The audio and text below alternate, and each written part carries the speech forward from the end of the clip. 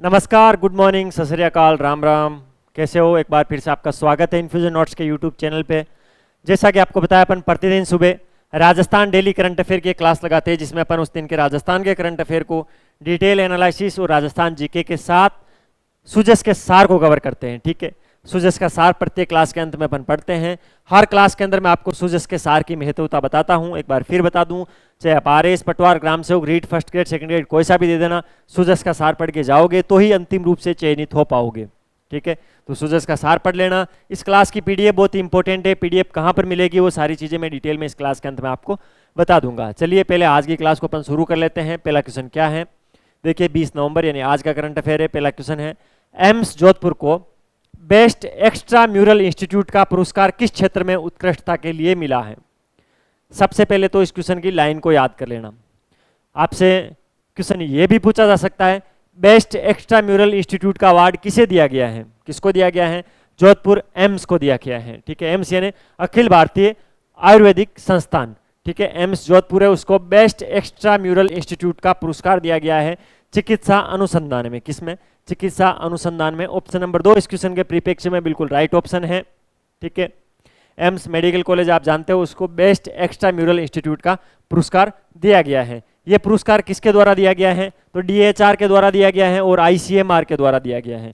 DHR और ICMR क्या है सर? तो डीएचआर का मतलब तो होता है स्वास्थ्य अनुसंधान विभाग। ठीक है, डीएचआर स्वास्थ्य अनुसंधान विकास। उसके अलावा भारतीय चिकित्सा अनुसंधान परिषद को आईसीएमआर बोलते हैं। और इन दोनों ने संयुक्त रूप से नई दिल्ली के अंदर एक कार्यक्रम आयोजित किया था। कहाँ पर? नई दिल्ली के अंदर, जहाँ पर जोधपुर एम्स को चिकित्सा अनुसंधान में अच्छा कार्य करने के लिए बेस्ट एक्स्ट्रा म्यूरल इंस्टीट्यूट का अवार्ड दिया गया है। ठीक है, तो ये सारे फैक्ट आप याद रखना। सीधा सीधा क्वेश्चन है, कोई ज़्यादा घुमाने वाला क्वेश्चन नहीं है। अगला क्वेश्चन क्या है? अगला क्वेश्चन है, संजीव नारायण माथुर ने अपनी नई पुस्तक की प्रथम प्रति किसे भेंट की है? सबसे पहले तो पुस्तक का नाम क्या है भाई? कौन सी पुस्तक की प्रथम प्रति की बात कर रहे हो सर आप? तो पुस्तक का नाम है renaissance of India education reformers.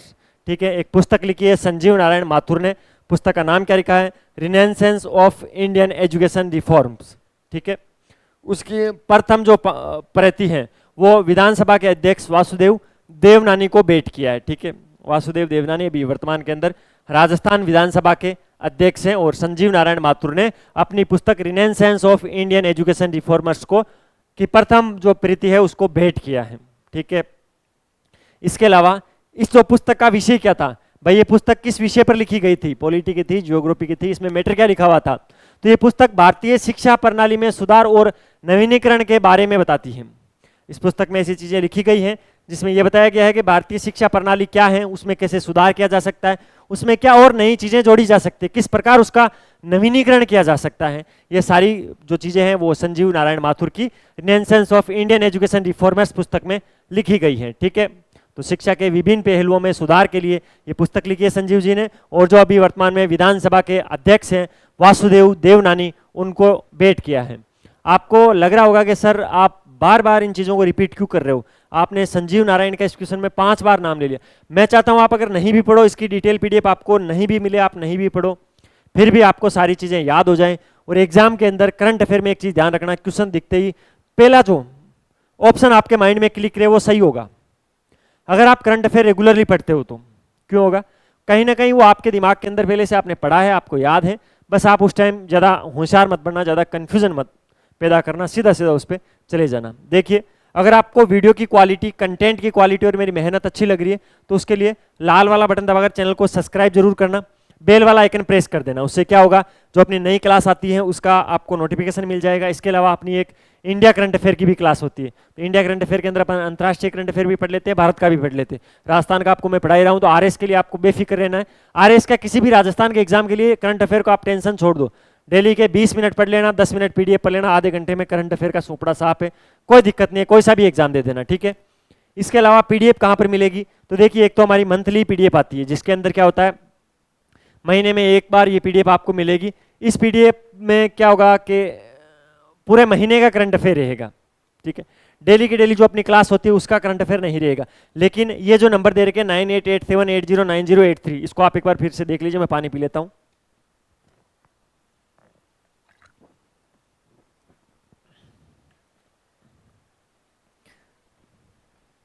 आप इन नंबर पे भी मैसेज कर सकते हो। इन नंबर पे आप व्हाट्सअप मैसेज करना और बोलना सर जो आपकी राजस्थान करंट अफेयर की डेली की जो क्लास होती है उसकी पीडीएफ चाहिए, डेली के डेली चाहिए। हम रोज मैसेज नहीं करेंगे, आपको एक ब्रॉडकास्ट चैनल के अंदर ऐड कर देंगे, वहां पर आपको डेली के डेली राजस्थान करंट अफेयर की पीडीएफ अपना आप मिल जाएगी, कोई चार्ज नहीं रहेगा, फ्री ऑफ कॉस्ट रहेगी। ये अपनी वेबसाइट है www.infusionnotes.com के नाम से, इसको सर्च करना, इसको विजिट करना। जिस एग्जाम की तैयारी करे हो राजस्थान में, आरएएस, रीट, पटवार, ग्राम सेवक, first grade, second grade, video, कोई से भी गवर्नमेंट एग्जाम की तैयारी करे हो राजस्थान में, चाहे पशु परिचर भी क्यों ना हो, सफाई कर्मचारी भी क्यों ना हो, उसको आप वहां पर सर्च करना, वहां पर नोट्स मिल जाएंगे आपको, हाथ से लिखे हुए नोट्स मिल जाएंगे। अलग अलग वैकेंसीज के लिए अलग अलग मिलेंगे, आरएस के लिए आरएस प्री के अलग मिलेंगे, फाउंडेशन मिलेंगे जिसमें प्री और मेंस दोनों मिलेंगे, केवल मेंस के भी मिल जाएंगे। ग्राम सेवक, पटवार, जो भी आप एग्जाम सर्च करोगे वहां पर उस एग्जाम के पैटर्न के अकॉर्डिंग आपको हाथ से लिखे हुए नोट्स मिलेंगे। वहां पर आपको पीडीएफ भी मिल जाएगी, पीडीएफ आप डाउनलोड कर लेना, सिंपल पीडीएफ। नोट्स अगर अच्छे लगते तो आप वहां से उनको ऑर्डर भी कर देना, आपके घर पे पहुंच जाएंगे 3 से 4 दिन में। घर पे पहुंचने के बाद आप पैसे दे देना, कोई दिक्कत नहीं है उसकी, ठीक है। हमें विश्वास है आप पर।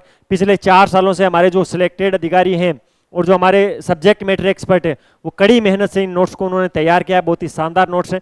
उसके अंदर आपको राजस्थान बोर्ड की पुस्तकें, एनसीईआरटी, शॉर्ट ट्रिक्स, डायग्राम, सारी चीज़ें एक जगह मिल जाएगी, तो आप उनको पढ़ लेना। अलग अलग जगह अलग अलग बुक खरीदने की कोई जरूरत नहीं है। इसके अलावा ये अपना इंस्टाग्राम हैंडल है infusion/notes के नाम से, इसको जरूर फॉलो कर लेना। यहाँ पर क्या होगा, कोई भी अगर नई वैकेंसी जाती है उसका नोटिफिकेशन, अगर उसके फॉर्म चालू हो रहे हैं, फॉर्म के अंतिम दिन आके जो भी राजस्थान जीके के ऐसे क्वेश्चन है जो बार बार रिपीट होते हैं, करंट में कोई बड़ा मुद्दा बन गया, तो सारी चीजें वहां पर आपको डिटेल में बहुत ही अच्छी तरीके से मिलती है, तो इसको आप जरूर फॉलो कर लेना। अगले क्वेश्चन पे अपन चल लेते हैं।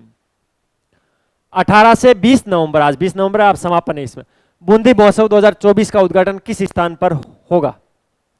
अब ये क्वेश्चन गलत हो गया है, जो टाइपिस्ट था उसने गलती कर दी है। 18 से 20 नवंबर बूंदी महोत्सव 2024 का आयोजन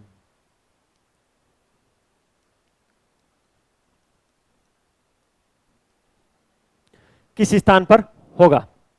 ऐसा एक क्वेश्चन बिल्कुल सही है, ठीक है, क्योंकि 18 तारीख को उसका उद्घाटन हो गया, आज 20 तारीख को अपन पढ़ रहे हैं इसको। 18 से 20 नवंबर को बूंदी महोत्सव है, तो बूंदी के अंदर मनाया जाएगा। क्या पूछा जाएगा एग्जाम के अंदर, क्या क्वेश्चन बन सकते हैं संभावित, मैं आपको बता देता हूं।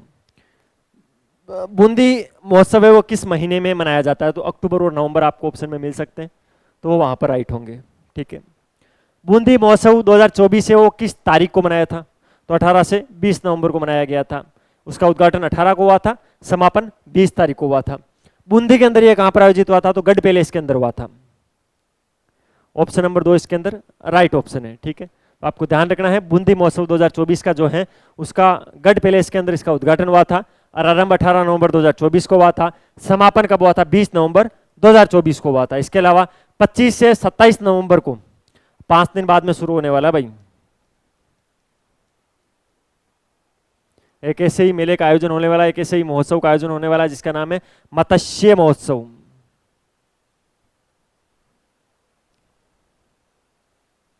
सर ये मत्स्य महोत्सव कहां पर होगा, अलवर के अंदर होगा। 2 फैक्ट याद लेना। देखिए 18 से 20 नवंबर को बूंदी महोत्सव हुआ था, किस स्थान पर हुआ था, गढ़ पैलेस के अंदर हुआ था, गढ़ पैलेस बूंदी के अंदर ही है। इसके अलावा 25 से 27 नवंबर को मत्स्य महोत्सव मनाया जाएगा, कहां पर, अलवर के अंदर बनाया जाएगा। अगले क्वेश्चन पे चलते हैं भाई। हाल ही में पिनाका रॉकेट सिस्टम का परीक्षण कहां किया गया। राजस्थान में कोई भी परीक्षण होता है तो अपने जैसलमेर के जो पोखरण के दोहरे हैं, बहुत सारी खुली जगह है, कैसे ही करो, कोई खतरा नहीं है, ठीक है, वहां कोई नहीं है, उन दोहरों के अंदर आराम से कर लो, तो वही जगह चुनती है हर बार। तो पिनाका रॉकेट सिस्टम का परीक्षण भी कहां पर हुआ था, पोखरण जैसलमेर के अंदर।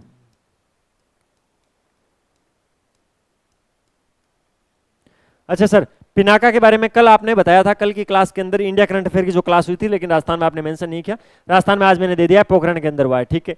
परीक्षण कहां पर हुआ था, पिनाका गाइडेड मिसाइल की बात कर रहा हूं। इसका सफल परीक्षण जैसलमेर के पोखरण फील्ड फायरिंग रेंज में हुआ था। कहां पर, पोखरण फील्ड फायरिंग रेंज के अंदर हुआ था। पिनाका गाइडेड मिसाइल की रेंज 37 किलोमीटर से बढ़कर कितनी हो गई है, 45 किलोमीटर। एग्जाम में पूछा जा सकता है भाई। पिनाका गाइडेड मिसाइल है, उसकी पहले रेंज कितनी थी, 37 किलोमीटर थी पहले। अब इस परीक्षण के बाद में इसकी रेंज बढ़ गई है और 45 किलोमीटर हो गई है,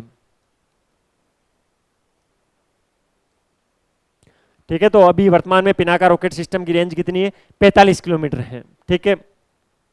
37 किलोमीटर से रेंज 45 किलोमीटर बढ़ने के बाद भी इस मिसाइल का जो निशाना है ना, वह एकदम सही सटीक तरीके से लक्ष्य को हिट कर रहा है, ठीक है।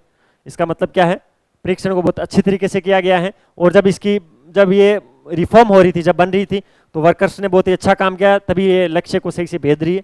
तो अभी आप आगामी एक साल में जो भी एग्जाम हो रहे हैं उसके लिए आप कुछ रणनीतियां तैयार कर रहे हो, कुछ कंटेंट तैयार कर रहे हो, तो उसको अच्छी तरीके से करना, उससे आप भी अचूक निशाना लगाकर लक्ष्य को भेद दोगे। इसके अलावा इस परीक्षण में कौन कौन शामिल थे? एक तो भारतीय सेना शामिल थी और एक डीआरडीओ शामिल थी, भारतीय सेना और डीआरडीओ।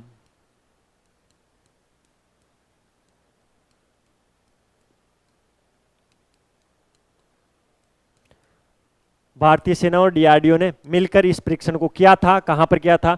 पोखरण के अंदर किया था, जैसलमेर के पोखरण फील्ड फायरिंग रेंज के अंदर किया गया था, जिसमें पिनाका की जो रेंज है वो 37 किलोमीटर से बढ़कर 45 किलोमीटर हो गई थी। रेंज बढ़ने के बावजूद भी मिसाइल ने अचूक निशाना लगाकर अपने लक्ष्य को हिट किया था, और इस परीक्षण में भारतीय सेना और डीआरडीओ दोनों शामिल थे। तो ये सारे फैक्ट आप अच्छे से याद कर लेना। इससे भी डिटेल के अंदर पीडीएफ मिल जाएगी, तो पीडीएफ को आप जरूर डाउनलोड कर लेना। अगले क्वेश्चन पे चलते हैं। झालावाड़ में शुरू किया गया सौर ऊर्जा आधारित ग्रिड सब स्टेशन राजस्थान का कौन सा सौर ऊर्जा ग्रिड सब स्टेशन है? देखिए, झालावाड़ के अंदर एक सौर आधारित ग्रिड सब स्टेशन स्थापित किया गया है। अब ये राजस्थान के अंदर कौन से क्रम का सौर ऊर्जा का ग्रिड सब स्टेशन है? तो ये 13वें क्रम का। कौन सा? 13वें क्रम का, ऑप्शन नंबर 4 इसके अंदर राइट ऑप्शन है। कहां पर हुआ स्थान पूछ ले तो झालावाड़। क्या हुआ है? सौर ऊर्जा आधारित ग्रिड सब स्टेशन स्थापित हुआ। जयपुर डिस्कॉम के द्वारा संचालित है। ये 33/11 केवी का सब स्टेशन है, पूरी तरह से सौर ऊर्जा से संचालित होगा। राजस्थान का 13वां सौर ऊर्जा ग्रिड सब स्टेशन है। ठीक है। उत्पादन क्षमता की बात की जाए तो 3.59 मेगावाट इसकी उत्पादन क्षमता है। कितनी? 3.59 मेगावाट इसकी उत्पादन क्षमता है। परियोजना का लक्ष्य क्या है? तो 2027 तक इसका विस्तार करना है और राजस्थान को नवीनीकरण ऊर्जा के अंदर प्रथम स्थान पर लाना है। नवीनीकरण ऊर्जा में राजस्थान को अग्रणी बनाना है। इसी के लिए 13वां झालावाड़ के अंदर सौर ऊर्जा आधारित ग्रिड सब स्टेशन स्थापित हुआ था। सारी चीजें ध्यान रखनी है। जयपुर डिस्कॉम के द्वारा यह संचालित होता है। 33/11 केवी का ये सब स्टेशन है, पूरी तरह से सौर ऊर्जा पर से संचालित होता है। राजस्थान के 13वें क्रम का सौर ऊर्जा संचालित ग्रिड सब स्टेशन है। क्षमता पूछे तो 3.59 मेगावाट है और इसका लक्ष्य क्या है? तो 2027 तक राजस्थान को नवीनीकरण ऊर्जा के अंदर प्रथम स्थान पर लाना या अग्रणी करना इसका मुख्य उद्देश्य है। अब पढ़ लेते हैं सुजस का सार कि भाई सुजस क्या बोलती है आज की। पुष्कर मेला 2024 है, उसका भव्य समापन हो गया है। 6 लाख से अधिक देशी विदेशी पर्यटक श्रद्धालु शामिल हुए हैं। ये फैक्ट ध्यान रखना है। इस बार पुष्कर मेले के अंदर 6 लाख से अधिक देशी और विदेशी पर्यटक शामिल हुए थे। इसके अलावा इस बार एक घोषणा हुई है। घोषणा क्या हुई है? अयोध्या और काशी की तर्ज पर विकसित होगा पुष्कर। दिया कुमारी जी समापन के अंदर आई थी जब इस कार्यक्रम का समापन हो रहा था, इस मेले का समापन हो रहा था पुष्कर मेले का। उप मुख्यमंत्री दिया कुमारी ने कहा कि तीर्थराज पुष्कर को अयोध्या और काशी की तर्ज पर विकसित किया जाएगा। अंतर्राष्ट्रीय श्री पुष्कर पशु मेला प्रतिवर्ष पूरी भव्यता के साथ आयोजित होगा। केंद्र और राज्य सरकार के समन्वित प्रयासों से राजस्थान अंतर्राष्ट्रीय पर्यटन मानचित्र पर अग्रणी होगा। उप मुख्यमंत्री जी ने शुक्रवार को अंतर्राष्ट्रीय श्री पुष्कर मेला 2024 के समापन समारोह में मुख्य अतिथि के रूप में संबोधित किया था। इस दौरान उन्होंने कहा कि तीर्थराज पुष्कर का पूरे विश्व में विशिष्ट महत्व है। जगत पिता बर्मा की नगरी पुष्कर करोड़ों लोगों की आस्था का केंद्र है। तो बर्मा जी का मंदिर आपको ध्यान है। राज्य सरकार पुष्कर के विकास के लिए पूरी गंभीरता के साथ काम कर रही है। पुष्कर का विकास अयोध्या और काशी की तर्ज पर सुनियोजित तरीके से किया जाएगा। पुष्कर विकास की बड़ी रूपरेखा तैयार कर कार्य किया जाएगा। ठीक है। इस साल 6 लाख से अधिक देशी विदेशी पर्यटक श्रद्धालु मेले में भाग लिए। वर्ष 2019 के बाद पहली बार इतनी बड़ी संख्या में श्रद्धालु इस मेले में आए थे, यानी बीच में कोविड वगैरह आ गया था। हर साल मेले को पूर्ण भव्यता के साथ आयोजित करने के लिए पर्याप्त इंतजाम किए जाते हैं। इस साल 20,000 से ज्यादा विदेशी पर्यटक मेले में आए। कितने? 20,000 से ज्यादा तो विदेशी आए थे। ठीक है। उप मुख्यमंत्री जी ने कहा पुष्कर मेले का इतना प्रचार प्रसार किया जाएगा कि भारत में आने वाला व्यक्ति पुष्कर आने की इच्छा रखे। यहाँ संसाधन उसे अनुरूप, यहाँ पर जो संसाधन है उसी के अनुरूप विकसित किए जाएंगे। ये सारे फैक्ट आप पढ़ लेना। ठीक है। ये मूछों वाला बाबा है। इसके अलावा 52 घाटों पर 5100 महिलाओं द्वारा 51,000 दीप दान किए गए, जो कि एक रिकॉर्ड बनाया भाई। ये इंपॉर्टेंट है। 52 घाट है पुष्कर के अंदर। कितने हैं? 52 घाट है। उसमें से 5100 महिलाओं ने 51,000 दीपदान करके एक रिकॉर्ड बनाया है। कितनी महिलाओं ने? 5100 महिलाओं ने कितने? 51,000 दीपदान किए हैं। ठीक है। तो ये ध्यान रखना है। ये योजना भाई करंट में अगर सुजस में कोई चीज आई है तो इस योजना को वापस पढ़ लेना, मेरी मानो तो, फिर पछताओगे। पीएम विश्वकर्मा योजना, मुख्यमंत्री जी ने प्रदेश के दस्तकारों को सौगात दी है। पीएम विश्वकर्मा योजना के बारे में आप अच्छे से पढ़ लेना। ऋण के ब्याज पर 2% अतिरिक्त अनुदान मिलेगा, इसके आदेश जारी कर दिए हैं। जो पीएम विश्वकर्मा योजना में ब्याज दर लगती थी उसमें 2% की अतिरिक्त छूट दे दी है। राजस्थान में अब पीएम विश्वकर्मा योजना के तहत बैंकों से ऋण लाभान्वित के लिए उनके द्वारा चुकाई गई ब्याज पर 2% का अतिरिक्त अनुदान मिलेगा। राज्य के उद्योग एवं वाणिज्य विभाग ने इस संबंधित आदेश भी जारी कर दिए हैं। अब लाभार्थियों को महज 3% की ब्याज दर पर ऋण मिल सकेगा। पहले कितनी 5% की ब्याज दर पर ऋण मिलता था, अब 2% कम कर दिया गया है, तो 3% की ब्याज दर पर पीएम विश्वकर्मा योजना के तहत ऋण मिलेगा। ठीक है, तो ये सारी चीजें आप याद कर लेना। इसके अंदर प्रशिक्षणियों को 500 रुपये प्रतिदिन का स्टाइपेंड दिया जाएगा, स्किल बढ़ाने के लिए प्रशिक्षण दिया जाएगा, टूल किट की सहायता के लिए 15,000 रुपये दिए जाएंगे, बैंक द्वारा 5% सस्ती ब्याज दर पर कोलेट्रल फ्री ऋण उपलब्ध कराया जाता है, तो इसको अब 3% कर दिया है। ठीक है, तो ये सारी चीज ध्यान रखना। इस योजना का पूरा विवरण दे रखा है, तो आप इस पीडीएफ में आप इसको पढ़ लेना। ये था भाई अपना 20 नवंबर 2024 का करंट अफेयर, जिसको अपन ने डिटेल में सुजस के सार के साथ पढ़ने की कोशिश की। अगर आपको वीडियो की क्वालिटी, कंटेंट की क्वालिटी और मेरी मेहनत अच्छी लग रही है तो वही करना है, लाल वाला बटन दबा के चैनल को सब्सक्राइब कर देना, बेल वाला आइकन प्रेस कर देना और इसकी पीडीएफ आप जरूर पढ़ लेना। मिलते हैं फिर नए सेशन के साथ, तब तक अपनी तैयारी जारी रखो, अपने स्वास्थ्य का ध्यान रखो। टेक केयर, जय हिंद।